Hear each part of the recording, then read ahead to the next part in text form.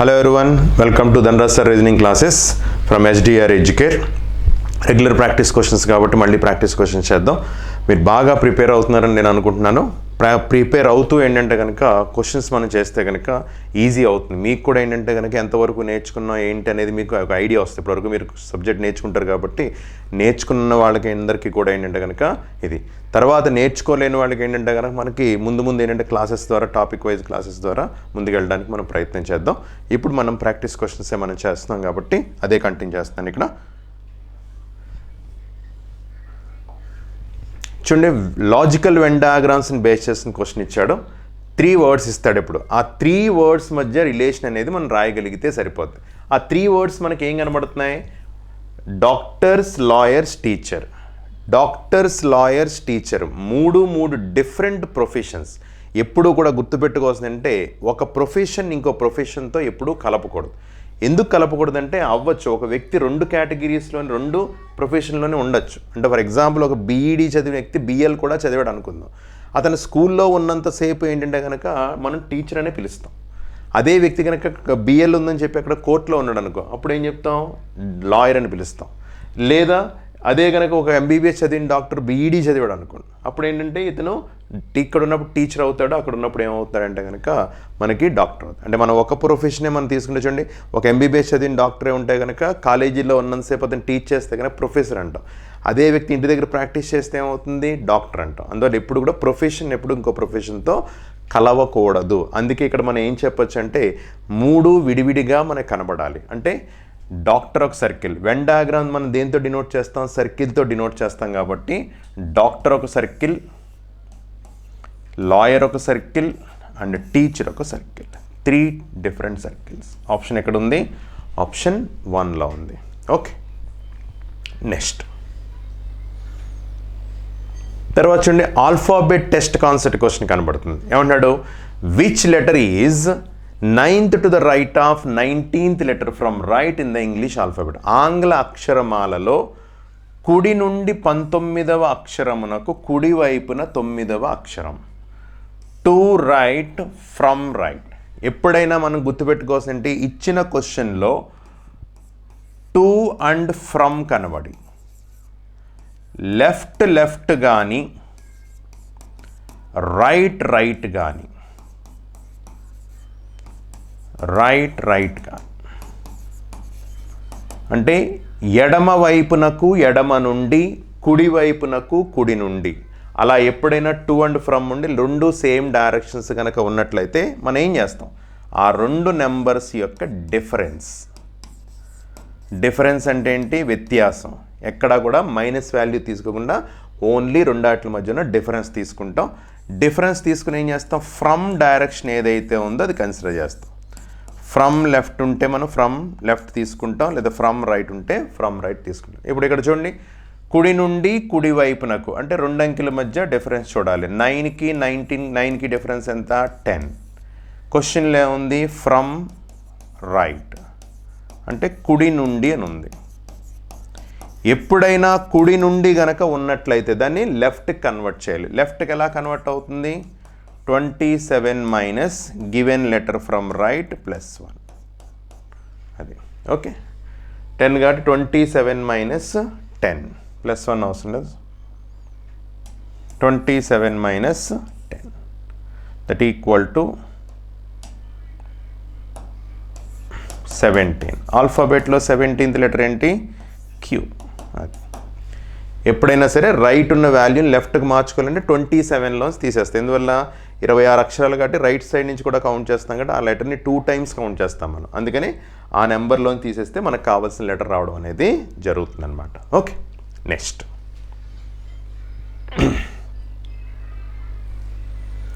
తర్వాత చూడండి, series general question ఇచ్చాడు ఇక్కడ. How many symbols are there? ఎప్పుడైనా గుర్తుపెట్టుకోండి, సమ్ ఎక్స్ అని తీసుకుంటే ఇది ఇమ్మీడియట్లీ ఫాలోడ్ బై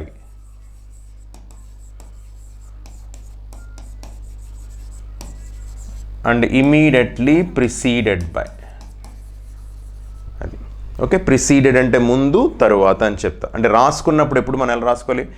ఎన్ని గుర్తులు, how many symbols are there that are immediately preceded by letter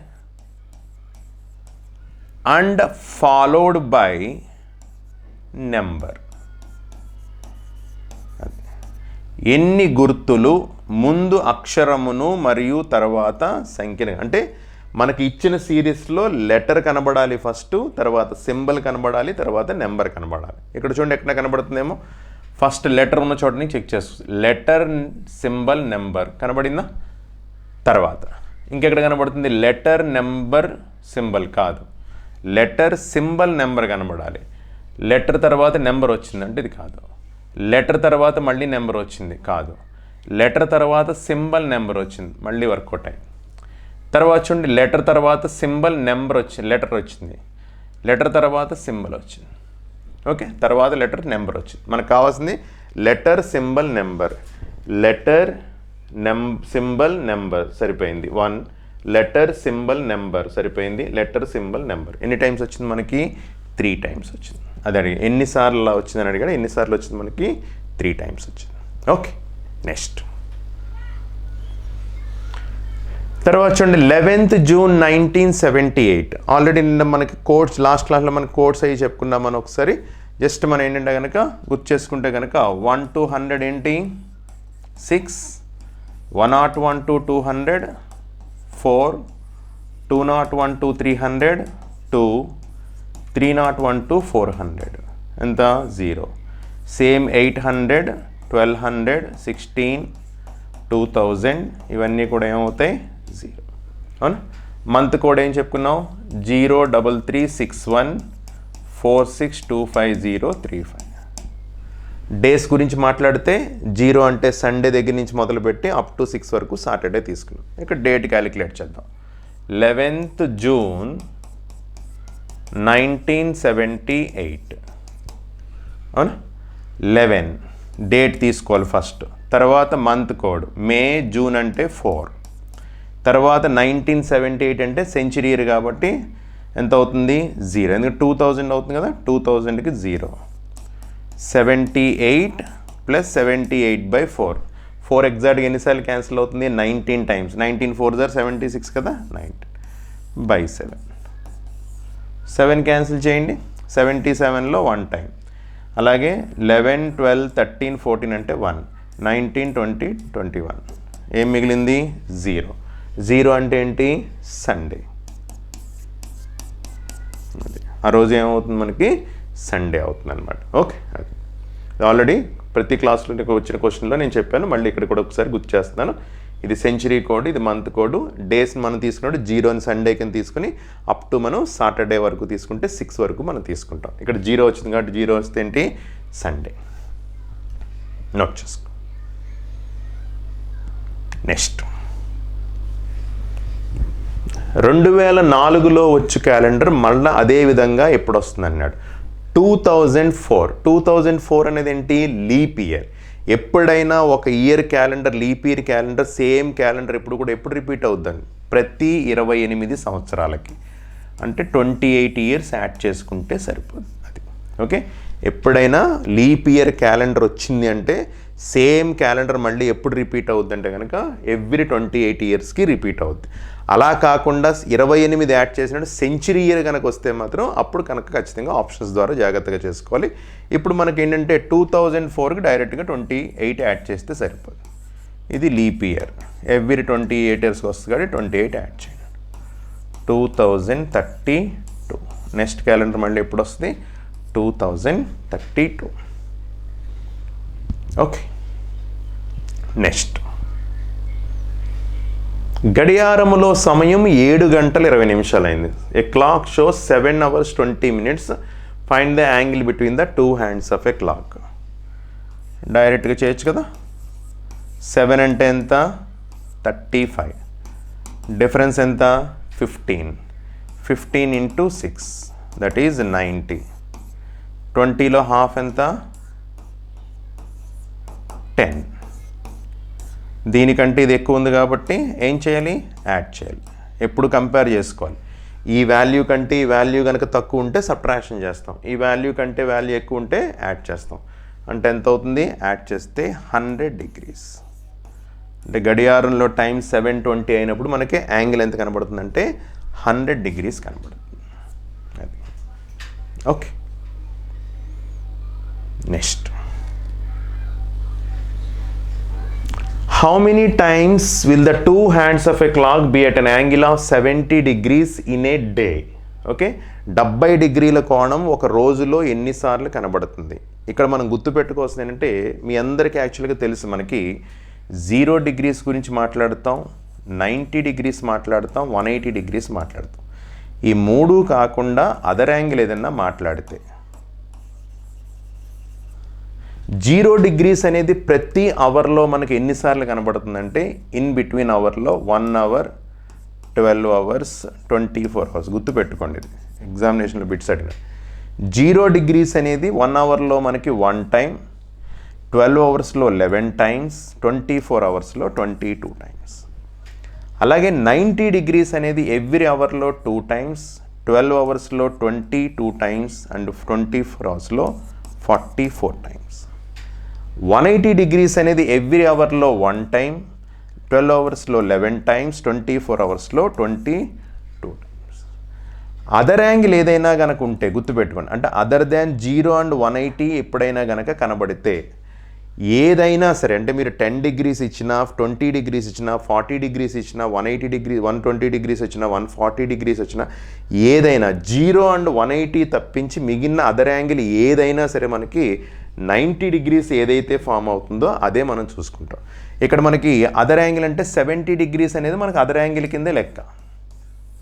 ఈ రెండు తప్పించి, అదర్ దాన్ 0 and 180 తప్పించి మిగిలినవన్నీ కూడా మీకు అదర్ యాంగిల్ కింద తీసుకుంటారు. అదర్ యాంగిల్ ఎప్పుడు కూడా మనకి ఏం జరుగుతుందంటే ఎవ్రీ అవర్లో 2 times, 12 hoursలో 22 times, డేలో 44 times. వాడు అడిగింది ఇప్పుడు ఏంటి, మనకి 70 degrees అడిగాడు. అది గుర్తుపెట్టుకోవాలి, మీ 70 degrees అదర్ యాంగిల్లోకి వస్తుంది కాబట్టి సారీ, అది ఎన్నిసార్లు మనకు కనబడుతుందంటే 44 times. ఓకే, ఇది చిన్న టేబుల్ కింద మనం గుర్తుపెట్టుకోవచ్చు. అది నెక్స్ట్ అండి, బ్లడ్ రిలేషన్ క్వశ్చన్ ఇచ్చాడు మనకి. Pointing to A girl A man said. ఒక గర్ల్ చూపిస్తున్నాం. ఎప్పుడు కూడా క్వశ్చన్ చదివినప్పుడు మనకి గుర్తుపెట్టుకోవాల్సింది ఏంటి, ఎవరినైతే మనం చూపిస్తున్నాం, పాయింట్అవుట్ చేస్తున్నామో ఆ పర్సన్ ఎప్పుడు కూడా మన ఆపోజిట్ పర్సన్ కింద మనం ట్రీట్ చేయాలి. అలాగే ఎప్పుడు ఎవరు మాట్లాడుతున్నారు, ఏ మ్యాన్ సెడ్, ఎవరు చెప్తున్నారో చెప్తున్న వ్యక్తి ఎప్పుడు నేను అనుకోవాలి, మై సెల్ఫ్ అనుకోవాలి. ఎందువల్ల మన ఫ్యామిలీ రిలేషన్లో కన్వర్ట్ అవుతుంది. ఇప్పుడు ఏమంటున్నాడు ఇక్కడ, ఫర్ ఎగ్జాంపుల్ మ్యాన్ నేను అనుకుంటే కనుక ఈ అమ్మాయిని చూపించి మాట్లాడుతున్నాను. గర్ల్ అని చెప్పాడు కదా, ఈ అమ్మాయిని చూపించి నేనేం చెప్తున్నానంటే, మై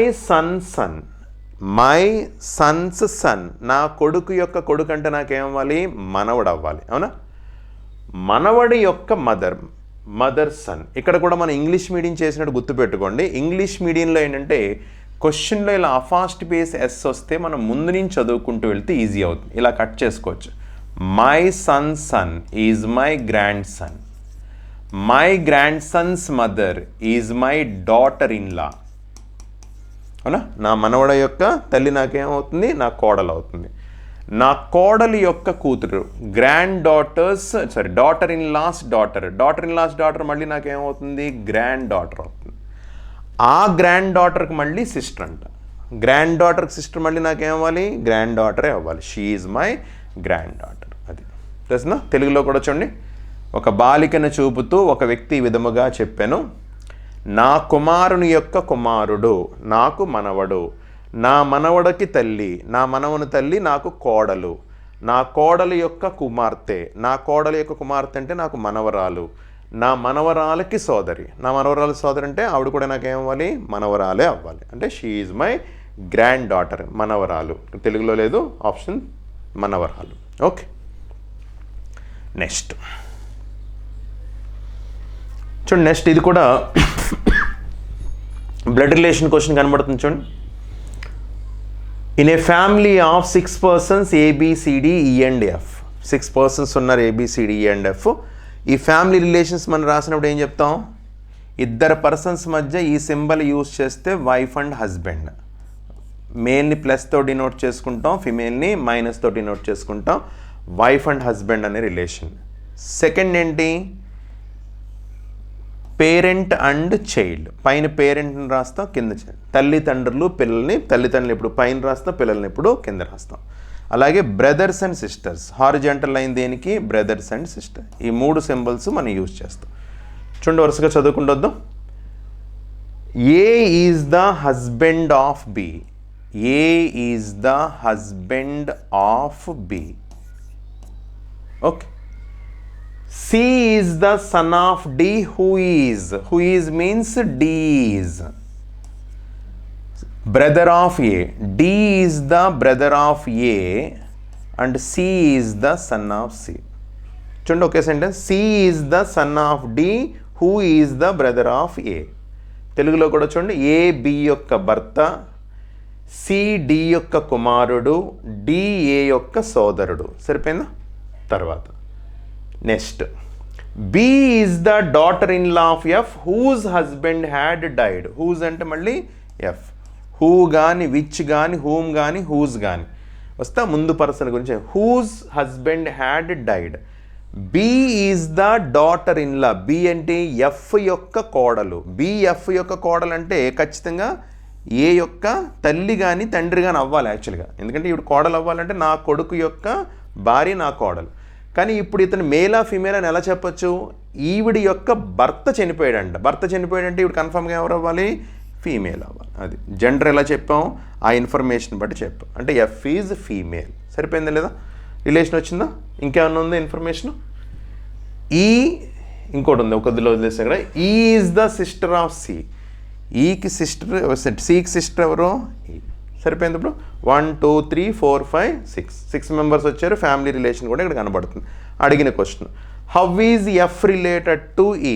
ఎఫ్ రిలేటెడ్ టు ఈ. మై ఫాదర్స్ మదర్, నా ఫాదర్ యొక్క మదర్. నా ఫాదర్ మదర్ నాకేం అవ్వాలి, గ్రాండ్ మదర్ అవ్వాలి. ఓకే. నా తండ్రి యొక్క తల్లి అంటే నాకేమవుతుంది, నానమ్మ.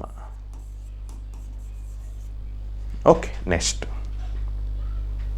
How many male members are there. ఇందులో ఎంతమంది పురుషులు ఉన్నారంటున్నాడు. చూడండి 1 2 3.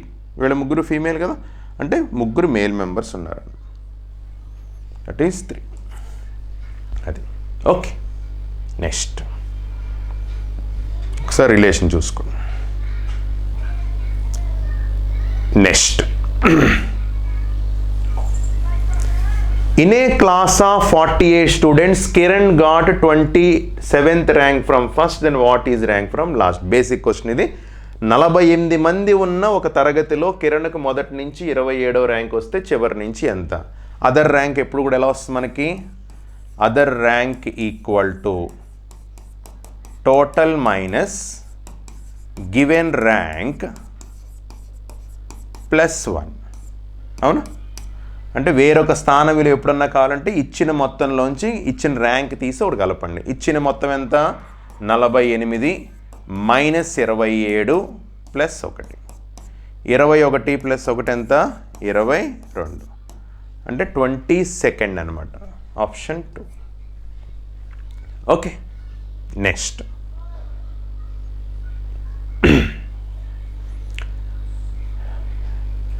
తర్వాత కూడా చూడండి. 40 మంది ఉన్న ఒక వరుసలో మోహన్ కుడివైపునకు 8 స్థానములు కదలగా, ఇన్ ఏ రో of 40 boys Mohan was shifted by. ఎప్పుడైనా ఒక పర్సనే గనక షిఫ్ట్ అయితే డైరెక్ట్గా మనం ఎలా చేయొచ్చు అంటే కనుక ఆ పర్సన్ యొక్క డైరెక్ట్గా డైరెక్షన్స్ని యూజ్ చేసుకొని చెయ్యాలి. ఓకే. ఆ డైరెక్షన్స్ని యూజ్ చేసుకుని ఎలా చేయాలి అనేది ఒకసారి చూస్తే కనుక డైరెక్షన్స్లో మనం ఇక్కడ అబ్జర్వ్ చేస్తే కనుక ఏంటంటే గుర్తుపెట్టుకోండి, ఎప్పుడైనా టువర్డ్స్ లెఫ్ట్ ఫ్రమ్ లెఫ్ట్ అని కానీ, టువర్డ్స్ రైట్ ఫ్రమ్ రైట్ అని కానీ చాలా జాగ్రత్తగా చూసుకోవాలి. ర్యాంకింగ్ కాన్సెప్ట్లో ఈ డైరెక్షన్ ఒకటి, ఆల్ఫాబెట్ కాన్సెప్ట్లో డైరెక్షన్ వేరు. అక్కడ ఇక్కడ సేమ్ కాన్సెప్ట్ డైరెక్షన్స్ కనబడతాయి. కాకపోతే ఎప్పుడైనా సరే 2 లెఫ్ట్ 2 రైట్ కనుక వస్తే ఇక్కడ ఏం చేయాలంటే కనుక యాడ్ చేయాలి. అదే గనక టువర్డ్స్ లెఫ్ట్ ఫ్రమ్ రైట్ అని కానీ టువర్డ్స్ రైట్ ఫ్రమ్ లెఫ్ట్ అని కానీ. ఇదే కనుక ఎడమ వైపునకు కుడి నుండి, కుడి వైపునకు ఎడమ నుండి అనిస్తే లెఫ్ట్ అండ్ రైట్స్ కనుక ఉన్నట్లయితే అప్పుడు డిఫరెన్స్. ఇది ఆల్ఫాబెట్ కాన్సెప్ట్లో రివర్స్ చేస్తుంది. యాక్చువల్గా ఆల్ఫాబెట్ టెస్ట్లో ఇదే డైరెక్షన్స్ కనబడితే, కాకపోతే ఇక్కడ మరి ఎలా గుర్తుపెట్టుండంటే ఎప్పుడైనా ఒక పర్సన్ కనుక మూవ్ అయినట్లయితే కంప్లీట్గా డైరెక్షన్ని యూజ్ చేసుకోవాలి. ఆ డైరెక్షన్ మన క్వశ్చన్లో కనబడితే దాన్ని బట్టి మనం చూడాలి. అంటే ఇక్కడ చూడండి, 8 places towards right, then he became 30 from left. అది ఓకే. తెలుగులో కూడా వరుసలో మోహన్ కుడివైపునకు 8 స్థానములు కదలగా ఎడమ నుండి. అది ఇప్పుడు మనకేం కనబడుతుంది, టువర్డ్స్ రైట్ ఫ్రమ్ లెఫ్ట్ కనబడుతుంది. టువర్డ్స్ రైట్ ఫ్రమ్ లెఫ్ట్ అంటే ఈ కాంబినేషన్లో ఉందన్నమాట. అంటే కుడి వైపునకు ఎడమ నుండి, ఒక ఎడమ ఒకటి కుడి ఉంటే ఆ 2 నెంబర్స్ మధ్య డిఫరెన్స్ చూడాలి. అంటే 4కి 8కి 8కి 34కి ఫస్ట్ డిఫరెన్స్ చూడాలి. 8కి 34కి డిఫరెన్స్ ఏంటి తీసుకుంటే కనుక 26 ఫ్రమ్ లెఫ్ట్. మీరేంటంటే ఇది ఆన్సర్ చేశారండి, ఇక్కడి నుంచి ఇక్కడ వరకు చేశారు. ఇప్పుడు క్వశ్చన్ ఎలా మారిందో ఒకసారి చూడండి. In a row of 40 boys, Mohan is 26th from left, then what is position from right end? 40 మంది ఉన్న ఒక బౌలర్ వరుసలో మోహన్ ఎడమ నుండి 26వ స్థానంలో కలడు. అయినా మోహన్ యొక్క స్థాన విలువ కుడి నుండి ఎంత? ఒక్కసారి ప్రీవియస్ క్వశ్చన్ కనబడుతుంది చూడండి. టోటల్ స్ట్రెంగ్త్ తెలుసు, ఒక ర్యాంక్ వచ్చింది, 2వ ర్యాంక్ అడుగుతున్నాడు. అవునా కదా? సేమ్ అదేనా క్వశ్చన్ కనబడుతుంది. మళ్ళీ 40 మంది ఉన్నారు, ఒక ర్యాంక్ వచ్చింది, 2వ ర్యాంక్ అడుగు. ఎందుకంటే ఇక్కడ ఎడమ నుంచి అడిగాడు, ఇక్కడ కుడి నుంచి, అంటే అదర్ ర్యాంక్ అడుగుతున్నాడు. అదర్ ర్యాంక్ ఎలా వస్తుంది? 40 minus 26 plus 1, that is 14 plus 1 ఎంత? 15. అంటే ఎందుకని ఎప్పుడైనా సింగిల్ పర్సన్ మూవ్ అయితే డైరెక్షన్స్ని బేస్ చేసుకుని చేస్తాం. ఆ డైరెక్షన్స్ని ఇక్కడ యూజ్ చేసుకుంటే మనకి సరిపోతుంది. ఆ డైరెక్షన్ కాన్సెప్ట్ని ఇక్కడ కంటిన్యూ చేయడానికి ప్రయత్నం.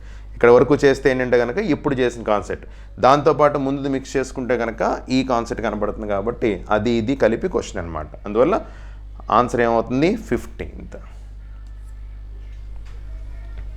ఓకే, నెక్స్ట్ తర్వాత చూడండి. A man walks 10 meters towards north. నార్త్లో ఎంత నడిచాడంట? 10 meters. Then he walked 4 meters towards south. South 4 meters. And again turns 8 meters. East 8 meters. How far and in which direction is from starting point? Starting point నుంచి అడిగాడు. ఇక్కడ మనం ఏమని చెప్పుకున్నాం? 2 same directions ఉంటే యాడ్ చేసుకోవాలి. ఆపోజిట్ డైరెక్షన్ ఉంటే మనం చెప్పుకున్నది ఏంటంటే, ఒకసారి గుర్తు చేస్తున్నాను, 2 సేమ్ డైరెక్షన్స్ ఉంటాయి. ఈస్ట్ 10 ఈస్ట్ 10 కనబడితే యాడ్ చేస్తాం, దట్ ఈక్వల్ టు ఈస్ట్ 20 అని రాస్తాం. అదే కనుక ఈస్ట్ 10 వెస్ట్ 20 అంటే కనుక north and south, east and west opposite direction కాబట్టి డిఫరెన్స్ తీసుకుంటాం. ఏది ఎక్సెస్గా ఉందో అది డైరెక్షన్ రాస్తాం. అదే కనుక ఇది వేరు వేరు డైరెక్షన్, ఇక్కడ ఈస్ట్ ఉండి ఇక్కడ కనుక సౌత్ ఉంటే అప్పుడు ఈ పాయింట్నేమో ఏబి అనుకుంటాం, ఈ పాయింట్ని బీసీ. పైదాగ్ర సప్లై చేస్తాం. AB square plus BC square equal to AC square. అది ఇప్పుడు ఇక్కడ చూడండి ఒకసారి, నార్త్ అండ్ సౌత్ ఆపోజిట్ కనబడుతుంది కాబట్టి నార్త్ ఎక్కువ ఉంది కాబట్టి నార్త్ 6, ఈస్ట్ 8 అలాగే తీసుకోండి. అది ఇప్పుడు 2 డిఫరెంట్ డైరెక్షన్స్ అంటే ఇది ఏబి అనుకుంటాం, ఇది బీసీ. ఏమవుతుంది? AB square plus BC square equal to AC square. పై దగ్గర సప్లై చేస్తే సరిపోతుంది. That equal to 6 square plus 8 square equal to 100. Root 100 అంటే ఎంత? 10 meters. మనకి డిస్టెన్స్ వచ్చింది. ఇంకేం కావాలి? డైరెక్షన్ కావాలి. డైరెక్షన్ కావాలంటే ఈ 2 కలిపి రాయగలిగితే సరిపోద్ది. నార్త్ అండ్ ఈస్ట్, తెలుగులో ఈశాన్యం అంట. అంటే బయలుదేరిన నుంచి ఎండింగ్ పాయింట్ ఎక్కడ ఉందంటే 10 meters ఈస్ట్లో ఉంది కాబట్టి 10 meters north east. That is option 3 అన్నమాట. ఓకే, గుర్తుపెట్టుకోండి. సేమ్ డైరెక్షన్స్ అయితే యాడ్ చేసుకుంటాం, డిఫరెంట్ డైరెక్షన్స్ అయితే కనుక సో పైథాగరస్ అప్లై చేస్తాం, ఆపోజిట్ డైరెక్షన్ ఇస్తే డిఫరెన్స్ తీసుకుని రాస్తాం. ఓకే, నెక్స్ట్ తర్వాత చూడండి మనకి ఏం కాన్సెప్ట్ ఇచ్చాడు ఇక్కడ మనకి. ఈ క్వశ్చన్స్ మ్యాథమెటికల్ ఆపరేషన్స్ని బేస్ చేసుకుని అంటే బాడ్మాస్ని యూజ్ చేసుకుని చేస్తాం. బాడ్మాస్ అంటే మీ అందరికీ తెలిసింది, ఒకసారి మళ్ళీ గుర్తు చేస్తున్నాను. బ్రాకెట్స్ ఓఫర్ of division, multiplication, addition and subtraction. ముందు కన్వర్ట్ చేయాలి కాబట్టి కన్వర్ట్ చేద్దాం. 8 మైనస్ అంటే ఏముంది, ఇంటూ 6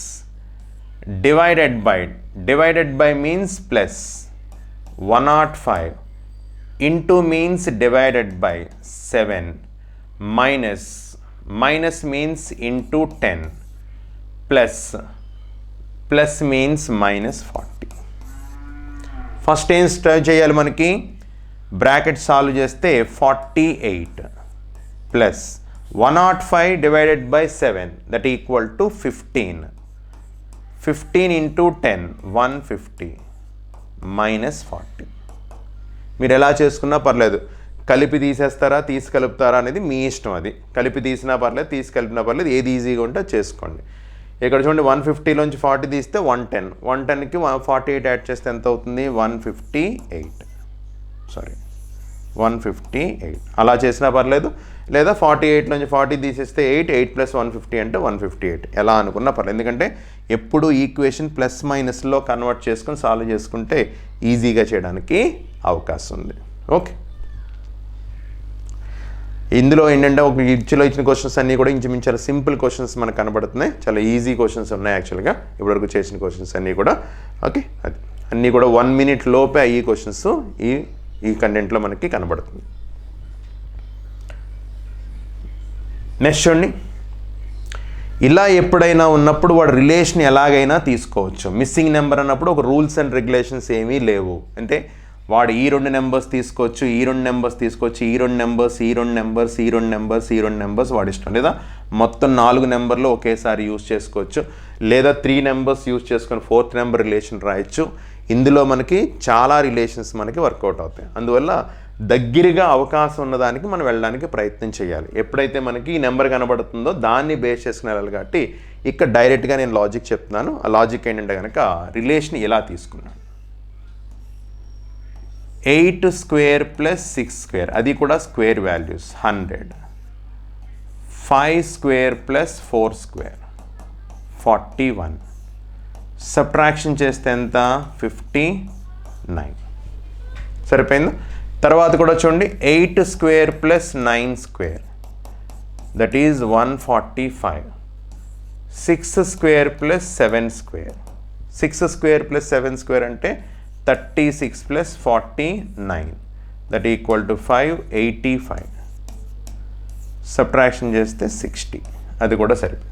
అంటే ఇప్పుడు మీరు ఏం చేయాలి, 12 square + 10 square, 100 + 144 అంటే 244, 9 square + 7 square, 49 + 81 అంటే 130, సబ్ట్రాక్షన్ చేస్తే 411 దట్ ఈజ్ 114 అనే ఆప్షన్ ఎక్కడ ఉంది, ఆప్షన్ 3లో ఉంది. అది రిలేషన్ మనకి ఈ పద్ధతిలో పాటించాడు. ఈ వాల్యూ ఫైండ్ అవుట్ చేయమన్నాడు కదా, ఆ వాల్యూ ఫైండ్ అవుట్ చేస్తే మనకి 114 రిలేషన్ ఏంటంటే. దీనికి రూల్స్ అండ్ రెగ్యులేషన్స్ లేవు, మనమే ఏంటంటే ప్రాక్టీస్ ద్వారా అలవాటు అవుద్ది. నెంబర్ ఆఫ్ టైమ్స్ చేస్తే కనుక ఆ నెంబర్ని బేస్ చేసుకుని డైరెక్ట్గా ఆలోచించడానికి అవకాశం ఉంది. ఓకే, ఇవి ఈరోజు ఈ సెక్షన్లో మనకి ఏంటంటే 15 క్వశ్చన్స్ మనం కంప్లీట్ చేసుకున్నాం. మళ్ళీ నెక్స్ట్ క్లాస్లో మళ్ళీ కలుద్దాం. అంతవరకు బాగా ప్రాక్టీస్ చేస్తుండండి. అన్ని టాపిక్స్ కూడా మళ్ళీ వేరే కొన్ని క్వశ్చన్స్ చేయడానికి మనం ప్రయత్నం చేద్దాం. Thank you very much.